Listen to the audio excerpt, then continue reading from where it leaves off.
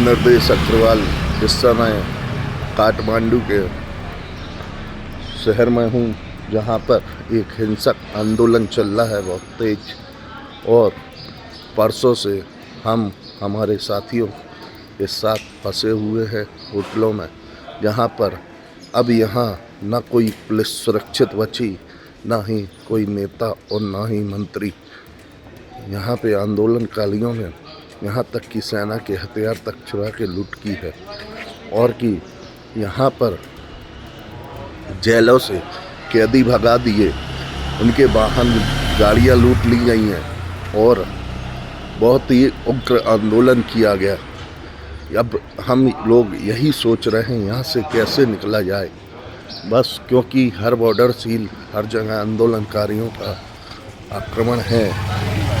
आक्रमण इतनी तेज, गलियों में लगे कैमरे, शहर में बनी चौकियाँ सारी तबाह कर दी हैं, तोड़ फोड़ कर दिया गया और सारे बंगलों को आग के हवाले किया गया।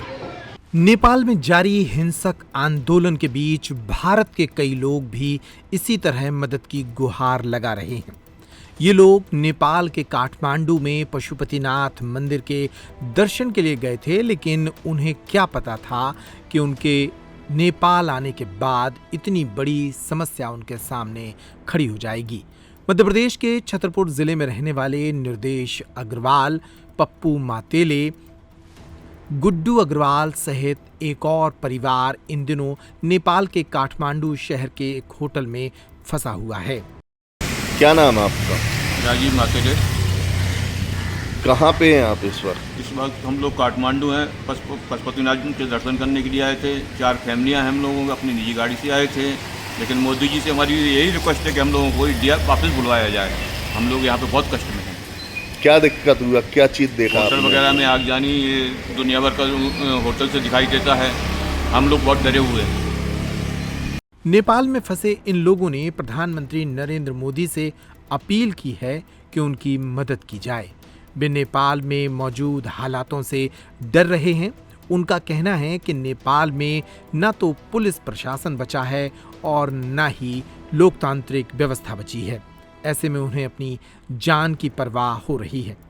इनके परिवारों ने छतरपुर विधायक ललिता यादव से मुलाकात की और उनसे गुहार लगाई कि वे सरकार से इस मामले में पीड़ित परिवारों की मदद कराएं। नेपाल में जिस तरह से दंगे हुए भड़के, जिस तरह से सरकारी दफ्तर भी जलाया गया, संसद भवन भी जलाया गया, वहाँ के जो जनप्रतिनिधि वहाँ पर हेलीकॉप्टर से उनको भागना पड़ा। ऐसे में हमारे छतरपुर के कुछ व्यापारी भी नेपाल में फंसे हैं। तो मैंने ऊपर बात की है और ये मामला हमारे प्रदेश के मुख्यमंत्री डॉक्टर मोहन यादव जी के संज्ञान में है। जो भी मध्य प्रदेश के या भारत के लोग जो भी वहाँ पर फंसे हैं, उनको निश्चित ही सुरक्षित लाया जाएगा। ये भारत देश हमारे, जहाँ पर हमारे देश के यशस्वी प्रधानमंत्री माननीय नरेंद्र मोदी जी हैं।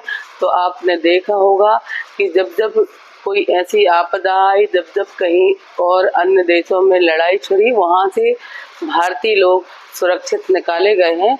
तो निश्चित ही हमारे देश के प्रधानमंत्री जी और हमारे प्रदेश के मुख्यमंत्री जी को जो प्रदेश के लोग फंसे हुए हैं, उसमें हमारे छतरपुर विधानसभा के लोग भी हैं, तो निश्चित ही सुरक्षा के साथ उनको लाया जाएगा।